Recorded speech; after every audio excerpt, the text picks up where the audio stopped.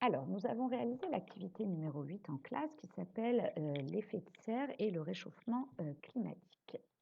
Donc, hop là, nous sommes intéressés tout d'abord à comprendre ce que c'était que l'effet de serre. Donc, le document 1 vous l'explique, mais aussi le document 2. Donc, en fait, si la Terre n'avait pas d'atmosphère, tout simplement, les rayons solaires, donc on appelle ça de l'énergie lumineuse, seraient une partie renvoyée par le sol, donc vers l'espace, et une autre partie, on avait vu ça en cinquième, par exemple, un objet blanc diffuse totalement la lumière reçue, mais par exemple, un objet noir ne la diffuse pas du tout. Or, l'énergie ne peut pas être perdue, donc elle est transformée, convertie en énergie thermique sous forme de rayons infrarouges.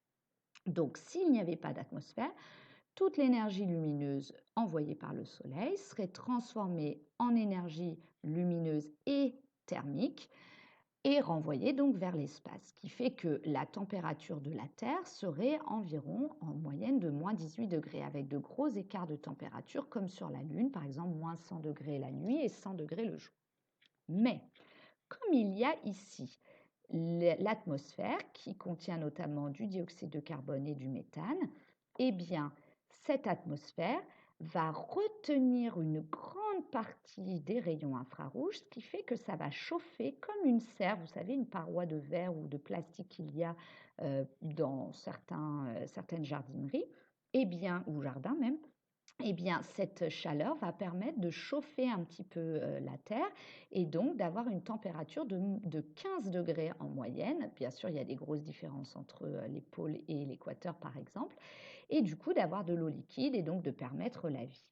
Donc, quelle serait la température? Si l'effet de serre n'existait pas, la température moyenne serait de -18 et cet effet de serre a une influence bénéfique puisque du coup, la température moyenne est de 15 degrés, ce qui permet la vie et notamment grâce à la présence d'eau liquide.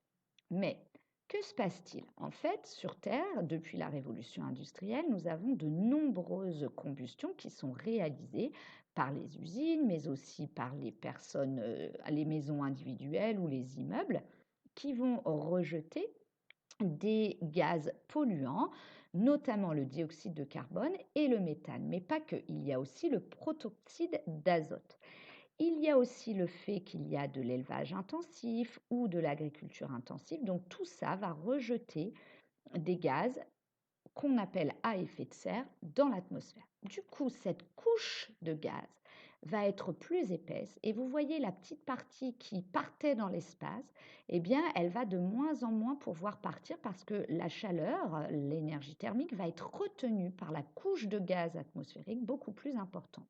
Ce qui fait qu'au lieu d'avoir 95% d'énergie thermique retenue par l'atmosphère, il va y avoir par exemple 96, 97, voire 98%. Et donc, forcément, la température va s'élever.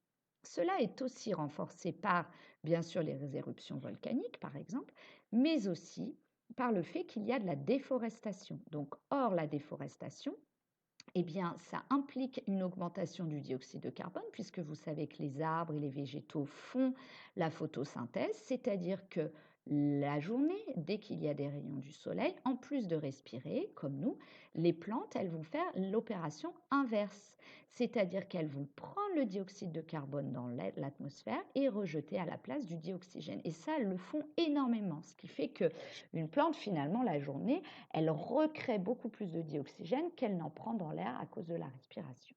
Donc, ce qui renforce l'effet de serre est le rejet dans l'atmosphère de gaz polluants par les usines, l'agriculture intensive, les voitures, chauffage et la déforestation qui amoindrit la photosynthèse. Et donc, du coup, qu'est-ce qui va se passer? Eh bien, la température terrestre va donc augmenter puisque la couche de gaz responsable de l'effet de serre augmente et plus grande en fait de serre euh, augmente aussi. Voilà. OK.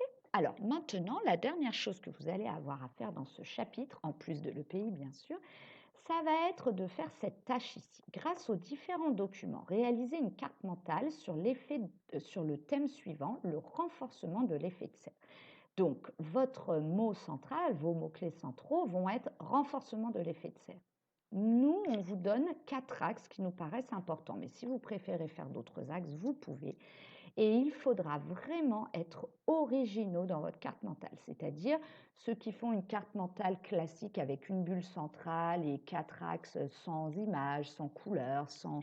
ça ne sera pas très originaux. On peut même imaginer carrément une carte mentale qui n'est pas une forme habituelle. Ça peut être une forme d'usine, une forme de voiture qui pollue, etc. Donc n'hésitez pas à être inventif.